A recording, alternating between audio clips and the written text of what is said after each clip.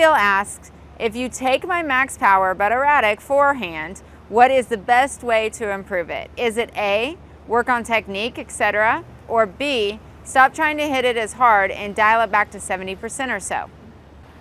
That's a great question, and we get this asked a lot.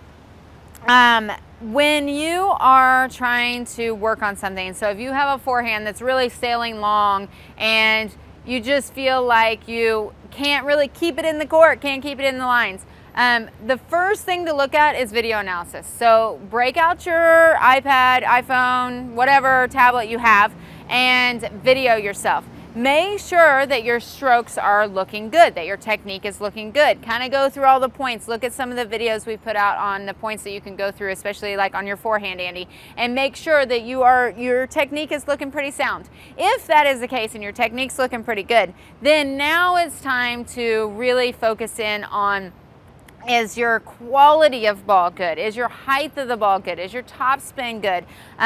Because you want to make sure that you have good margins and enough topspin that's going to bring the ball down in the court. A lot of people who are sailing the ball long is because the swing path is too flat, and so you're not able to really generate the topspin needed to pull the ball down.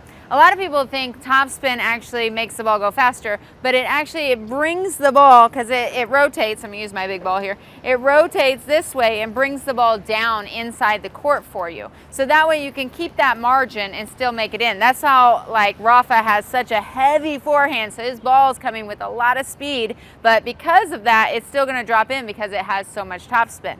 So my biggest thing is, number one, well, to answer your question simply, it's both. A and B. Number one, look at your technique. Make sure it's sound. If not, then there could be some kinks and tweaks that you need to fix in there that will help you be able to make more balls just by technique alone. Number two, yes, you don't want to go out and hit the ball 100 miles per hour. You should have some different paces. You should have I'm on the defense pace and know how many times or how fast it really means that you can hit the ball at that when you're on the defense. So for instance, if I am really pushed back or way out wide and I'm lifting the ball, I need to hit enough of those reps under that much stress and pressure to know how fast I can hit the ball and make it consistently. And everyone's different. Number two, if you're really in a rally ball situation, I'm just making a lot of balls and I can change direction and I'm up near the baseline, I'm not in a defensive, I'm in a neutral state, then I'm going to make sure that I know exactly how many balls at that speed that I can hit at. So I might be hitting at a 60% or 70% in my rally ball. I'm never hitting at 100%. Now, as I move inside the court, that's when you're going to speed up your acceleration. You're going to really put more percentage on the ball. So you might be into the 80–90%. But I wouldn't say that. There are very few times on the court where I'm hitting 100%.